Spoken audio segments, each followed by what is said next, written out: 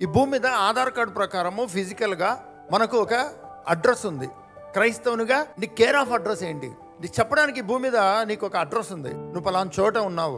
Own house అయితే నీ పేరు పెట్టుకొని నీ అడ్రస్ చెప్పుకుంటావు, లేదంటే కేర్ ఆఫ్ అడ్రస్ పెట్టుకుంటావు. కానీ క్రైస్తవునిగా నీ కేర్ ఆఫ్ అడ్రస్ ఏంటి? ఈ భూమి మీద ఉన్నటువంటి ఒక అడ్రస్లో ఉన్నటువంటి, ఒక కాలనీలో ఉన్నటువంటి, ఒక సిటీలో ఉన్నటువంటి, ఒక కుగ్రామంలో ఉన్నటువంటి ఒక వ్యక్తిగా నీవు నీ పరిస్థితులను బట్టి మొరపెడతావు. ఒక గవర్నమెంట్కి అప్లికేషన్ పెట్టుకుంటావు, లేకపోతే ఒక డిపార్ట్మెంట్కి అప్లికేషన్ పెట్టుకుంటావు, లేకపోతే ఒక డాక్టర్ని అప్రోచ్ అవుతావు. కానీ క్రైస్తవునిగా నువ్వు ఎక్కడున్నావు? నీవు నీ పరిస్థితుల్లో ఎలా నువ్వు రెస్పాండ్ అవ్వాలి? ఆ పరిస్థితుల్లో నువ్వు ఎలా ఎవరిని అప్రోచ్ అవ్వాలి? క్రైస్తవునిగా, క్రైస్తవురాలుగా. అందరిలాగే నువ్వు కూడా గవర్నమెంట్ను, అందరిలాగే నువ్వు కూడా డాక్టర్ను, అందరిలాగానే నువ్వు కూడా లేకపోతే క్రైస్తవునిగా నీకేమైనా స్పెషల్గా ఒక ప్రత్యేకమైన జీవితం ఉందా?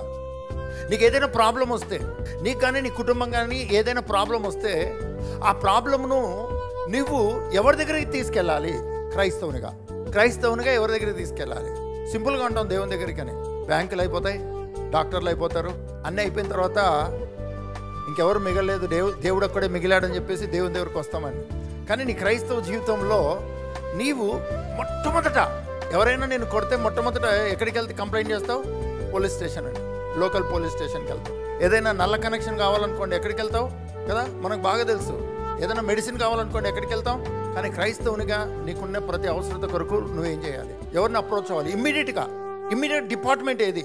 నీకు కనపడుతున్న అవసరతలో ఇమ్మీడియట్గా నువ్వు అప్రోచ్ అవ్వాల్సినటువంటి డిపార్ట్మెంట్ ఏది?